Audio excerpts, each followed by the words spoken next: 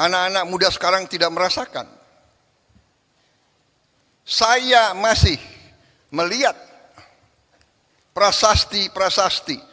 Yang saya lihat satu prasasti tahun 76.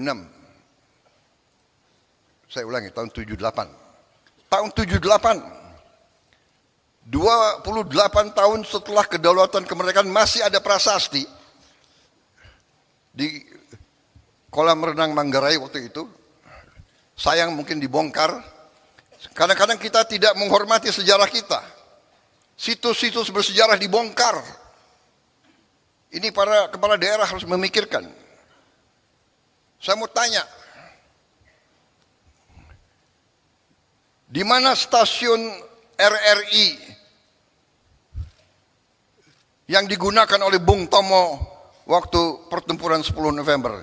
Apakah masih ada? Di mana situs-situs Majapahit? Saya dengar ada beberapa yang sudah jadi pabrik. Saudara-saudara. Jadi saudara-saudara, dengan masalah itu, saya ingin juga mengatakan bahwa kita sampai di sini hari ini melalui perjuangan yang lama dan melalui kepemimpinan presiden-presiden dan pemerintahan-pemerintahan yang terlebih dahulu. Presiden dengan pemerintahan, dengan para gubernur, para bupati, yang terdahulu, semuanya telah menyumbang, semuanya telah berkontribusi terhadap kehadiran kita hari ini. Ini saya tidak mengatakan ini sebagai suatu kata-kata indah, ini saya yakini. Karena itu saya selalu mengajak, apapun perbedaan kita, karena kita berbeda, pasti. Kita berbeda suku, kita berbeda ras, mungkin kita berbeda agama, kita berbeda aliran pemikiran politik. Tapi kita adalah satu bagian, satu keluarga besar Indonesia.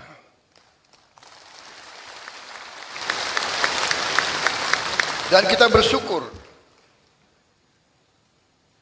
mulai dari presiden pertama dan selanjutnya, setiap presiden telah memberi sumbangan yang besar terhadap kelangsungan hidup bangsa Indonesia. Kalau kita melihat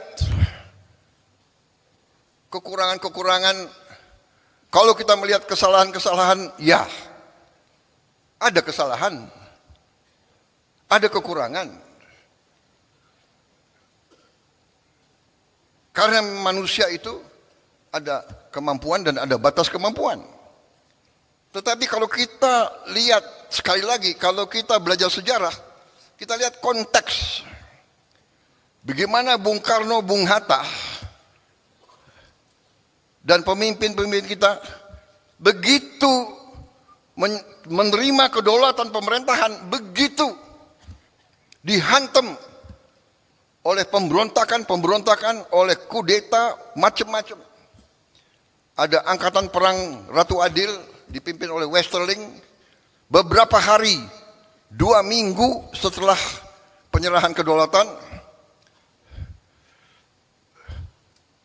terjadi usaha pembunuhan presiden, wakil presiden, perdana menteri kita, dan pimpinan-pimpinan kita.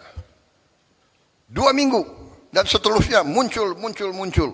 Jadi saudara-saudara, kita harus sadar konsep Indonesia ini tidak disukai oleh banyak kekuatan-kekuatan di dunia. Dan kita terbuka saja. Mungkin beberapa kekuatan-kekuatan yang dekat sama kita. Karena itu saudara-saudara, bahwa dari mulai presiden pertama, kita Indonesia, tapi seluruh dunia berada di tengah perang ideologi besar. Perang ideologi besar di dunia, di mana dunia dipecah menjadi blok. Ada blok komunis dan blok anti komunis.